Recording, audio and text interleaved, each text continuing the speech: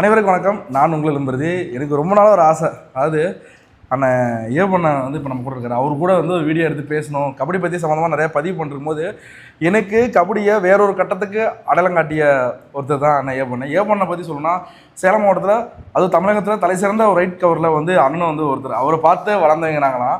நான் சின்ன வயசாக இருக்கும்போது நான் ஒரு வீடியோ சொல்லியிருப்பேன். சுப்பையனாரோட மேட்ச்சை பற்றி ஒரு பதிவு பண்ணியிருப்பேன். அந்த மேட்ச்சுக்கு கூட்டிகிட்டு போனது அண்ணன் தான். இவரை கூட எடுக்கும்போது தான் எனக்கு இன்னமும் ரொம்ப சந்தோஷம். ஏன்னா அங்கே பெரிய லெவல் மேட்ச் பார்க்கும்போது உன்னோட கேம்ஸ் மாறும், அங்கே ஸ்கில்லாம் பார்க்குறதுன்னு சொல்லிட்டு அவரு காசு செலவு பண்ணி எங்களுக்கு சாப்பாடுலாம் வாங்கி கொடுத்து எனக்கும் என்னையும் இன்னும் ரெண்டு பேர்த்த கூப்பிட்டு போனார். அப்போ வந்து அதெல்லாம் நினைக்கும் போது ரொம்ப சந்தோஷமாக இருக்குது. இன்றைக்கி அண்ணனோடய வந்து நம்ம வந்து ஒரு வீடியோவில் பார்க்குறதுக்கு வந்து ரொம்ப சந்தோஷமாக இருக்குது. அண்ணா வணக்கம், ரொம்ப மகிழ்ச்சி உங்களோட பேசுறதுண்ணா. சொல்லுண்ணா, கபடி எப்படி தொடங்குனீங்க, லைஃப் விளையாடுறதை எப்படி ஸ்டார்ட் பண்ணீங்க, யார் மூலமாக தொடங்குறது சொன்னால் ஒன்றும் சந்தோஷமாக இருக்குது நம்ம வியூஸுக்கு. கபடின்றது வந்து சிறு வயசுலேருந்து எனக்கு ரொம்ப ஆர்வமான ஒரு விளையாட்டு. நம்ம ஊரில் வந்து காலங்காலமாக கபடி விளையாண்டுட்டு இருக்கிறாங்க. அவங்க முன்னோர்களை பார்க்கும்போது நம்மளுக்கு வந்து அந்த விழா காலங்களில் அந்த கபடி போட்டி நடத்துவாங்க. அதை வந்து நாங்கள் பார்க்கும்போது எங்களுக்கு வந்து நாமளும் கபடி விளையாடணும் அப்படின்ற ஆர்வம் வந்து எனக்கு சிறு வயசுலேருந்து இருந்திருக்கு. அதை வந்து முனிராஜ், என் ஃப்ரெண்டு முனிராஜ், அவர் தான் என்னை முன்ன வந்து இந்த மாதிரி வந்து மச்சான் உனக்கு வந்து கபடி மேலே உனக்கு வந்து நீ விளையாடுறத நான் பார்த்துருக்குறேன், உனக்கு கபடி மேலே நீ நல்லா விளையாடுற, இன்னும் ப்ரொஃபஷ்னலாக வந்து நீ கற்றுக்க, எப்படி ப்ரொஃபஷ்னலாக கற்றுக்க, அது வந்து நீ வா வந்து இந்த மாதிரி வந்து நாங்களாம் ஒரு குழுவாக விளையாண்டுட்டு இருக்கிறோம், அதில் வந்து நீயும் வந்து விளையாடணும் அப்படின்னு என்னை முன்ன வந்து எனக்குள்ளே இருக்கிற சின்ன திறமையை வந்து வெளிக்காட்டினது என் மாமன் முனிராஜ் தான். ஓகேண்ணா, சூப்பர்ண்ணா. சரி, அதுக்கப்புறம் உங்கள் பயிற்சி காலம்லாம் எப்படி இருந்துச்சுண்ணா? நீங்கள் எப்படி பயிற்சி பண்ணுவீங்க, உங்கள் அச்சீவ்மெண்ட்ஸ்லாம் என்னென்ன பண்ணியிருக்கீங்க நீங்கள்? பயிற்சின்னா நாங்கள் பார்த்திங்கன்னா மிக கடுமையான பயிற்சி எடுப்போம். நாங்கள் வந்து காலை மாலை ஏன்னா வந்து 2 நேரமும் வந்து நாங்கள் எங்களுடைய முழுக்க எங்களுடைய மனநிலை முழுவதும் கபடி விளையாண்டு நம்ம அதன் மூலிமா சாதிக்கணும், நம்ம ஊருக்கு வந்து பெருமை சேர்த்து கொடுக்கணும் அப்படின்ற ஒரே சிந்தனை மட்டும்தான் அந்த சிறு வயதில் வந்து எனக்குள்ளே வந்து அந்த எண்ணமாக இருந்தது. முழுமையான எண்ணமாக இருந்தது. உங்கள் பள்ளிக்கால விளையாட்டுலாம் எப்படி இருந்துச்சுன்னா? ஸ்கூல் படிக்கும்போது நான் முன்ன 7th படிக்கும்போது கபடி விளையாட ஆரம்பித்தேன். 7th படிக்கும்போது அதான் முனிராஜ்னு பிறகு தான் என்னை டீமில் அழைச்சிக்கிறாரு. அப்போ வந்து நான் சப்ஸ்டியூட் தான் உக்காந்தேன். மொதல் மேட்ச்சு நான் 7th படிக்கும்போது ஜூனியர் மேட்ச்சு சப்ஸ்டியூட் உக்காறேன். அடுத்த வருஷம் வந்து என்னுடைய விளையாட்டு திறனை மேம்படுத்திக்கிட்டு உள்ளே விளையாடுற அளவுக்கு நான் ரெடி ஆகிட்டேன். உள்ளார வந்து விளையாண்டு அந்த வருஷம் வந்து நாங்கள் ப்ரைஸ் வாங்கினோம். அந்த ஜோனல் வின்னர், டிஸ்ட்ரிக்ட் வின்னர் அப்படின்ற அந்த அப்போ இந்த 2 கட்டம் தான், ஜோனல் டிஸ்ட்ரிக்ட் ஜூனியருக்கு, அதுக்கு மேலே கிடையாது. அது 2லேயுமே நாங்கள் வந்து வின்னர் வாங்கினோம். அதில் வந்து ஏதோ என்னால் முடிஞ்சால் பங்களிப்பாக நான் தொடக்க காலத்தில் நான் கொடுத்தேன். சூப்பர்ண்ணா. கல்லூரி காலகட்டத்தில் விடும்போது 11th 12th விடும்போது எப்போ இருந்துச்சு? அப்போ நல்லா விளையாட ஆரம்பிச்சிட்டா எங்கள் டீமு சேலம் அளவில் நல்ல ஒரு பேர் வாங்கக்கூடிய அணியாக நாங்கள் வந்து தொடர்ந்து அந்த 7வது படிக்கும்போதுலேருந்து அப்புறம் 11th 12th படிக்கும்போதெல்லாம் நல்ல ஒரு லெவலில் நாங்கள் பேர் வாங்க ஆரம்பிச்சிட்டோம். சுற்று வட்டார பகுதிகளில் எங்கே போனாலும் ப்ரைஸ் வாங்குகிற அளவில் வந்து நாங்கள் அந்த 11th 12th காலேஜ் போகும்போதெல்லாம் நாங்கள் ரெடி ஆகிட்டோம். அப்புறம் கந்தன் காலேஜிலேருந்து நாங்கள் விளையாடுறத கேள்விப்பட்டு சேவி பிடி, அப்போ வந்து சேவி பிடியாக இருந்தாப்புல, அவர் வந்து நம்ம கேப்டன் சக்தி மூலிமா, எங்களுக்கு கேப்டன் சக்தி அவர் மூலிமா வந்து எங்களை வந்து கூட்டிகிட்டு போய் ட்ரையல்ஸ் ஆட வச்சார். அப்புறம் நான், சந்தோஷ், ரமேஷ் 3 பேரும் போய் ட்ரையல்ஸ் விளையாண்டோம். அதில் எங்கள் 3 பேரையுமே நாங்கள் செலக்ட் ஆகிட்டோம். மொத்தம் 5 பேர் ட்ரையல்ஸ் ஆடினோம். அதில் நாங்கள் 3 பேர் மட்டும் எங்களை செலக்ட் பண்ணிட்டாங்க. சரி, உங்கள் கிளப்பு டீமுமே உங்கள் கோச்சு யாருண்ணா? குமார் அண்ணன் தான் வந்து எங்களுக்கு வந்து எங்களை வந்து ஒரு 12 பேரை தேர்ந்தெடுத்து ஆரம்ப காலத்தில் எங்களுக்கு நல்ல அவருடைய வாழ்க்கையில் கொஞ்ச காலத்தை வந்து எங்களுக்காக செலவிட்டார். அண்ணன் வந்து செலவிட்டு கபடி மேலே இருக்கிற ஆர்வத்தில் எங்களை ஒரு நல்ல சேலம் மாவட்டத்தில் ஒரு தலை சிறந்த அணியாக, சொல்லும்படி பேசக்கூடிய அணியாக எங்களை வந்து ஒரு கட்டத்துக்கு கொண்டு போனதுக்கு ஒரு குமார் அண்ணன் வந்து ஒரு முக்கியமான ஒரு நபர். எங்களுக்கு வந்து சேலம் மாவட்டத்தில் அவரும் ஒரு நல்ல தலை சிறந்த கோச்சர், அதை வந்து மறுக்க முடியாது. அதான், அது சேலம் மாவட்டத்தில் தலை சிறந்த பல அணிகள் இருக்காங்க. அதில் குறிப்பிடத்தக்க அணி பார்த்தீங்கன்னா Mani brothers, Vinayaka brothers, Murugan brothers, MRS இப்படி அணிகளாக இருக்குது. இந்த அணிலாம் மோதும் போது அந்த கபடிகளை எப்படி தான் இருக்கும், ஒரு அனல் பறக்கும். ஏன்னா அவங்க எல்லாமே ஓன் கிளப் பிளேயர்ஸ், சொந்த அணி விளையாட்டு தான். சோழமலனா அவங்க சொந்த பிளேயர்ஸ், முருகன் பிரதர்ஸ்னா அவங்களோட ஓன் கிளப் பிளேயர்ஸ், காமநாயம்படி விநாயக பிரதர்ஸ் அந்த சொந்த கிளப். அதே மாதிரியே மணி பிரதர்ஸ் சொந்த விளையாட்டு வீரர்கள். அப்படி படிப்படியாக முன்னேறி இந்த சேலம் மாவட்டத்தில் அவ்வளோ பிரபலமான அணிகள் விளையாண்டாங்க. அந்த அணியில் விளையாடியான தான் மணிபூர் அணியில் விளையாடின தான் வந்து ஏற்பண்ணேன். அது ஒன்றும் மறக்காமல் இருக்கா அப்படியே. சரிண்ணா, இப்போ கல்லூரியில் வந்து இன்றைக்கி கோச் வந்து சொன்னீங்க, கல்லூரி லெவலில் வந்து என்ன சாதிக்க நினச்சிங்கண்ணா? சாதிக்க நினச்சி என்ன மிஸ் பண்ணிங்க? நம்ம வருத்தம் இருக்கும்ல, கபடியில் நம்ம இந்த ஒரு பயிற்சி தொடர்ந்து கடுமையான பயிற்சி போடுறோம், நம்ம இந்த இடத்துல வந்து நம்ம இதை பண்ணியிருக்கணும், இந்த சாதனை இந்த அச்சீவ்மெண்ட் பண்ணியிருக்கணும், அது நடந்துச்சா நடக்கலையாண்ணா உங்கள் லைஃப்பில்? இப்போ நான் வந்து காலேஜ் வந்து 2 வருஷம் விளையாண்டேன்.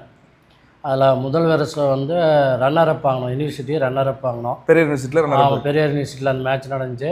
அதில் ஏவிஎஸ்ஸு ஜெயித்தோம். அப்புறம் ஃபைனல் வந்து இந்த கந்தசாமி கண்டர் காலேஜோட ஃபைனல் வந்து தோற்றுட்டோம். ரன்னர் அப் வாங்கினோம். அதுக்கு அடுத்த வருஷம் வந்து கேஎஸ்ஆர் காலேஜில் மேட்ச் விளையாண்டோம். அப்போ பார்த்திங்களா, நானே மகேந்திரன், அப்புறம் தாளியூரில் சுரேஷ்னு ஒரு நம்பர் ஃப்ரெண்டு தான் அவரும், அப்புறமேட்டு ரகுன்னு ஒரு பிரதர், அவரும் நல்ல விளையாட்டு வீரர். விளையாண்டுட்டு இருக்கும்போது அந்த மேட்ச்சில் பார்த்திங்களா, குவார்ட்டர் ரவுண்டுன்னு நினைக்கிறேன், செமியில் குவார்ட்டர் ஃபைனல் நினைக்கிறேன். குவார்ட்டர் ஃபைனலில் விளையாண்டுட்டு இருக்கும்போது பார்த்திங்களா, மேட்ச்சே பார்த்திங்களா, அப்போ நான் சரியாக ப்ராக்டிஸ் வரல அப்படின்றதுக்காக வேண்டி என்னை சேவி பிடி வந்து நான் சப்ஸ்டியூட் உட்கார வச்சிட்டாரு. அப்புறமேட்டு பார்த்திங்களா, திருவள்ளூர் கேட் காலேஜோட மேட்ச் நடந்துருக்குது குவார்ட்டர் ஃபைனல். அது நடந்துகிட்டு இருக்கும்போது இது ஒரு மறக்க முடியாத ஒரு நிகழ்வுன்னு வச்சுக்கோங்களேன். சரி சரிண்ணா, சப்ஸ்டியூட் உட்காந்துருக்கீங்க? சப்ஸ்டியூட் உட்காந்துருக்கிறேன் நான். ரகுன்றவர் வந்து ரைட் ஆச்சு விளையாண்டுக்கிறாப்புல. பார்த்திங்களா, அது கேட் காலேஜுன்றது வந்து ஒரு ஆவரேஜ் டீம், ஓரளவுக்கு சுமாரான டீம். ஒருத்தர் 2 பேர் தான் அதில் விளையாட நல்ல பிளேயர், மீதியெல்லாம் கொஞ்சம் சுமாரான பிளேயர், கொஞ்சம் வளர்ந்து வர அணி. அது குறைத்து மதிப்பிடலை, வளர்ந்து வர அணி இருக்கும்போது பார்த்திங்களா, ஆஃப் டைமில் எங்களை விட 12 பாயிண்ட் அவங்க அதிகமாக இருக்கிறாங்க. அதேங்கப்பா, மேட்சே பார்த்திங்களா துவக்கிற நிலைமைக்கு இருக்குது. அப்படி துவக்கிற நிலைமையில் இருக்கும்போது அப்புறமேட்டு நம்ம மாதப்பண்ண இப்போ கபடி இது சேலா அசோசியேஷன் அமைச்சர் இதில் இருக்கிற மாதப்பண்ண வந்து நடுவர் அவர் வராரு.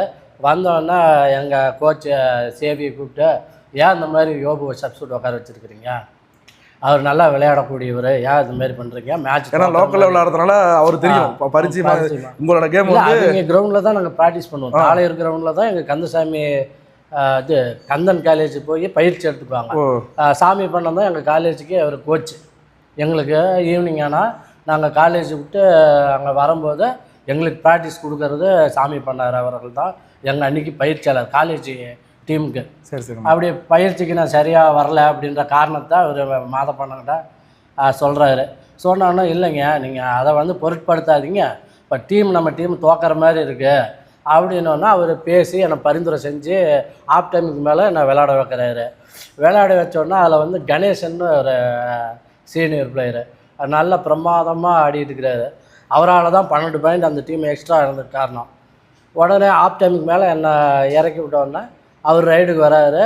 வந்தோடனே அவரை நான் பிடிக்கிறேன். பிடிக்கிறேன் ஒரு லோனு இதாவது. மறுபடியும் அடுத்த ரைடு வராரு, மறுபடியும் பிடிக்கிறேன். மறுபடியும் வரவங்களை எல்லாத்தையும் வந்தோடனே டக்குன்னு பிடிக்கிறதுனால அப்புறம் மேட்ச் இறுதியாக பார்த்திங்களா, நாங்கள் ஒரு 5 பாயிண்ட் லீடில் 5 பாயிண்ட் லீடில் ஜெயிக்கிற மாதிரியான ஒரு நிலமை வந்துச்சு. அந்த மேட்ச்சில் வந்து நான் ஃபைனல்லையும் வந்து மொத்தம் 23 பாயிண்ட் எடுத்தோம் கந்தசாமி கண்டர் காலேஜோட பரமத்தி வேலூர். Okay okay. அதில் எடுக்கும்போது பார்த்தீங்களா, அதில் 13 பாயிண்ட் வந்து மகேந்திரன் எடுக்கிறாப்புல. சூப்பர்ண்ணா. 7 பாயிண்ட் நான் எடுக்கிறேன். ரைட்டில் 13 பாயிண்ட் அவர் 7 பாயிண்ட் நான் டிஃபென்ஸில் 7 பாயிண்ட். அப்போ பார்த்தீங்களா, பரமத்தி வேலூர் கந்தசாமி கண்டர் காலேஜில் ஜாம்பவான்கள் அழகர் அண்ணன், ரெஜினி அண்ணன், இவர் குணசேகரன், இவங்கெல்லாம் பார்த்தீங்களா, நந்தகுமார் அண்ணன், இவங்கெல்லாம் நாமக்கல் மாவட்டத்தில் டாப் மோஸ்ட் பிளேயர். ஆமாண்ணா, பரமத்தி வேலூரில் பெரிய நட்சத்திர விளையாட்டு வீரர்கள் நாமக்கல் மாவட்டத்திலேயே. ஆமாண்ணா, அவங்க வெங்கட டீமில் விளையாடுறீங்க. ஆமாம், அவங்கள எல்லாத்தையும் நான் பிடிக்கிறேன். 7 ரைடு தொடர்ந்து அவங்கள மகேந்திரா 2 டைம் அவுட் ஆகிறாப்புல. அவர் அவுட் ஆனோன்னா அந்த 2 டைம் அவுட் ஆகும்போது நான் அவங்க வரவங்களை உள்ளார பிடிச்சி மகேந்திரனை உள்ளார கொண்டு வந்து சிறப்பாக அந்த மேட்ச் விளையாண்டு நாங்கள் 18 ஆண்டு காலமாக பெரியார் யூனிவர்சிட்டி உருவாகிறதுக்கு முன்னாடியே மெட்ராஸ் யூனிவர்சிட்டின்னு இருந்தது. அந்த காலம் தொட்டு கபடியில் கந்தசாமி கன்று காலேஜ் தான் வின்னராக வருவாங்க. 18 வருஷம் வின்னர் டீமை 19வது வருஷமாக நாங்கள் அவங்கள தோக்கடிச்சு வரலாற்று சாதனை நாங்கள் அந்த மேட்ச்சில் அந்த மேட்ச்சில் நான் ரைட் ஆச்சு விளையாண்டா 7 பாயிண்ட் நான் எடுத்தேன். அதில் கேட்கும்போது கூஸ்தாஸாக இருக்குது. அதில் பார்த்தீங்களா அப்படி விளையாண்டு அந்த ஜெயிக்கும்போது அந்த மேட்ச்சில் எனக்கு யூனிவர்சிட்டி செலெக்ஷன் போடாததுனால நான் கொஞ்சம் கோச்சிக்கிட்டு நான் வந்து காலேஜ் விட்டு நிற்கிற மாதிரியான சூழ்நிலை வந்துருச்சு. அதில் என்னை கேட்டுக்கிட்டாங்க. நான் பண்ண ஒரு தவறு அந்த இடத்துல வந்து கொஞ்சம் பெரியவங்க பேச்ச வந்து கேட்காததுனால என்னுடைய வாழ்க்கை வந்து கொஞ்சம் திசை மாதிரி போயிடுச்சு. அதாவது கபடியில் டிசிப்ளின் ரொம்ப முக்கியம். அந்த இடத்துல ஒரு சின்ன மைனஸ் தான் வந்து நம்ம வாழ்க்கையை புரட்டி போடுறது. ஒரு தலை சேர்ந்த விளையாட்டு உண்மைங்கண்ணா. ஓகேண்ணா. அதுக்கு இந்த இடத்துல வருத்தப்படுறாரு அண்ணன். எனக்கு ரொம்ப அது எத்தனை தவறு திருத்திக்கிறது சகஜம்தான். ஆனால் நல்லா வர வேண்டிய ஒருத்தர் நீங்கள் இந்த ஒரு சின்ன தவறால் வந்து இப்போ எப்படி ஃபீல் பண்ணினா அந்த காலத்தில் நினைக்கும் போது நம்ம இப்படி ஆக வேண்டியவங்க ஆயிடுச்சு அப்படின்னு நினைக்கும் போது உங்களுக்கு எப்படி ஃபீல் ஆகுது? இனி வரும் தலைமுறைக்கு என்ன சொல்ல விரும்புகிறீங்க? நல்லா மிகவும் ரொம்ப வருத்தமான ஒரு சூழ்நிலை. ஏன்னா வந்து பார்த்திங்களா நல்லா விளையாடியும் அந்த ஒரு அச்சீவ்மெண்ட் பண்ண முடியல நம்மளால் அப்படின்ற அந்த மன கவலைன்றது வந்து என் வாழ்க்கையில் வந்து அது ஒரு மறக்க முடியாத நிகழ்வு. அதை நினைக்கும் போதெல்லாம் நான் ரொம்ப சேடான ஒரு மனநிலைமைக்கு போயிடுவேன். இப்போ இருக்கிற ஜென்ரேஷனுக்கு நான் என்ன சொல்ல வரேன்னா, ஒரு சீனியர் பிளேயருங்க சொல்கிறத ஒரு கோச்சர் சொல்கிறத கேட்டு நல்லா ஒழுக்கமாக நடந்துக்கிட்டு ஒரு கீழ்ப்படிதல்ன்றது விளையாட்டில் வந்து ரொம்ப முக்கியம். கோச் சொல்கிறதோ சீனியர் சொல்கிறதோ கேட்டு நடந்துக்கணும். அப்படி நடக்கிற பட்சத்தில் தான் முதன்மையான காரியமாக நான் என்ன சொல்கிறேன்னா ஒழுக்கம், டிசிப்ளின் இல்லாமல் யாராலையுமே ஒரு மேன்மையான நிலைமையை வந்து அடைய முடியாது. அதுக்கு உதாரணமாக என்னை கூட சொல்லலாம். நான் ஓப்பனாக சொல்கிறேன் நம்ம விஷயத்தை. நான் வந்து கொஞ்சம் இங்கே பெரியவங்க சொல்கிற பேச்சை கொஞ்சம் கேட்டு நடந்திருந்தால் என்னுடைய வாழ்க்கை வேறு மாதிரியான கட்டத்துக்கு நான் போயிருப்பேன். இன்னும் வந்து இந்த கபடியில் வந்து நிறைய சாதிச்சிருப்பேன். அந்த சாதனைகளை என்னுடைய சின்ன ஒரு அந்த ஒரு அஜாக்கிரதைன்னு சொல்லலாம். ஒரு அது என்ன சொல்கிறதுன்னு தெரியல. ஏதோ நடந்துருச்சு. நான் இதுக்கு மேலே பற்றி வருத்தப்பட்டுட்டீங்க. இது இனிமேல் தொட்டு வர காலங்களில் இதுக்கு மேற்பட்டு வர நல்ல விளையாட்டு வீரர்கள் நல்லா ஒழுக்கமாக நடந்துக்கணும். எந்த விதமான கெட்ட பழக்கங்களுக்கும் இல்லாமல் இந்த காசுக்காக போயிட்டு மற்ற டீமுங்களில் விளையாண்டுக்கிட்டு அது எனக்கு சுத்தமாக பிடிக்காது. இப்போ நான் கொஞ்சம் காலத்துக்கு முன்னாடி கபடியெல்லாம் வந்து பார்ப்பேன். இப்போ அறவே வந்து பார்க்குறதில்ல. காரணம் என்னன்னா பார்த்தீங்களா, இந்த நல்ல விளையாடுற அந்த விளையாட்டு வீரர்கள்லாம் என்ன பண்ணுறாங்கன்னா எல்லாம் ஒரு அணியில் சேர்ந்துக்கிறாங்க. அவங்க அணிக்காக விளையாடணும். நாங்கள் விளையாடும் போதெல்லாம் அப்படி தான். காசுக்காக விளையாடுறதோ இல்லை அந்த ஃப்ரெண்ட்ஸ் குரூப்பெல்லாம் அப்படி இப்படிலாம் கிடையாது. நாங்கள் பார்த்திங்களா எங்கள் அணிக்காக மட்டும்தான் எங்கள் ஊர் பேர் வாங்கணும். நாங்கள் அப்படி காசுக்காக விளையாண்டு சம்பாதிக்கணும்னு நினச்சிருந்தா எவ்வளோ சம்பாதிச்சிருக்கலாம். ஆனால் அந்த மாதிரிலாம் நாங்கள் நினைக்காம எங்கள் ஊருக்காகவும் கபடிக்காகவும் நாங்கள் விளையாண்டு கஷ்டப்பட்டு விளையாண்டு எங்கள் ஊர் ஜெயிக்கணும் அப்படின்றத ஒரே நோக்கமாக கொண்டு நாங்கள் அவங்க டீமுக்கு நாங்கள் விளையாண்டோம். எங்கள் காலகட்டங்களில் விளையாண்ட அனைத்து வீரர்களுமே மிகவும் அற்புதமான வீரர்கள். மிகவும் அற்புதமாக இருக்கும் கபடி. ஆனால் இப்போ வந்து பார்க்க போனால் பார்த்தீங்களா, இப்போ வந்து என்ன சொல்கிறது, கபடியில் சுவாரஸ்யம் குறைஞ்சி போன மாதிரி. ஏன்னா அன்னைக்கு விளையாடும் போது சொந்த ஊருக்கு ஆடும்போது ஒரு தமிழ்நாடு டீம் ஜெயிச்சா எப்படி ஃபீல் கிடைக்கும். அப்போ அந்த மாதிரி சொந்த கிராமத்து மக்கள் வந்து கொண்டாடி இருப்பாங்க. நீங்களாம் ஜெயிச்சிருப்போம், நாங்கள் எவ்வளோ தூரம் கொண்டாடி இருப்போம், எவ்வளோ சந்தோஷப்படுறாங்களா பார்க்குறது. கப்போட ஊருக்குள்ளே வரும்போதே பார்த்தீங்கன்னா அந்த என்ட்ரி ஒரு மாசாக இருக்கும். அதெல்லாம் நீங்கள் மிஸ் பண்ணுறோம், எல்லாருமே மிஸ் பண்ணிட்டு இருக்கோம். அந்த மாதிரி வந்து பிளேயர்ஸ் பொதுவாக வந்து உங்கள் சொந்த அணிக்கு விளையாடுறதுக்கு பெரும்பாலும் முயற்சி பண்ணுங்கள். வெளி மாவட்டத்தில் போயிடும் போதோ பெரிய லெவல் மேட்ச்சுக்கோ அப்படி போகிறதுல கூட மாற்றுக்கு எடுத்துருக்கலாம். ஆனால் குறைஞ்சபட்சம் உங்களோட சொந்த டீம் ஆடினா தான் உங்களால் வந்து களத்தில் ரொம்ப நாளைக்கு நிற்க முடியும். மற்ற அணியில் போய் ஆடும்போது 1-2 மேட்ச் பிரச்சனை இல்லை. ஆனால் தொடர்ந்து அப்படி காசுக்காக ஆடும்போது பிரச்சனை வந்து உங்கள் டிசிப்ளின் வீணாக போகும். அதுதான் மெயின் ரீசன். உங்களை பார்க்குற கோச்சஸ் கூட எல்லா டீம்லும் ஆடாடும்போது உங்கள் பேடு ஒப்பீனியன் வந்துடும் உங்கள் மேலே. எல்லா டீம்லும் ஆடாடா அப்படின்னு ஒரு இது வந்தால் அதாவது ஸோ இது அண்ணன் சொல்கிறது வந்து அவர் அனுபவத்தில் சொல்கிறாரு, நோட் பண்ணிங்க. ஆனால் ஒரு ரொம்ப மாதத்துக்கு முன்னாடி ஒரு வீடியோ போட்டிருந்தேன், சுப்பையண்ணனை பற்றி ஒரு வீடியோ போட்டிருந்தேன். அதாவது தன்னை தொட வந்த ஒருத்தரை தொட்டு நான் அவுட் இல்லைன்னு சொல்லிட்டேன்னு சொன்னார்ல, அண்ணன் தான் அவர். அண்ணன் சொல்லுங்க, அது எந்த அந்த சமயம் எப்படி நடந்துச்சுண்ணா? சுபையா அண்ணன் கூட விளையாண்டது அந்த அனுபவம் எப்படி இருக்குது, எப்படி அந்த சமயம் நடந்துச்சு?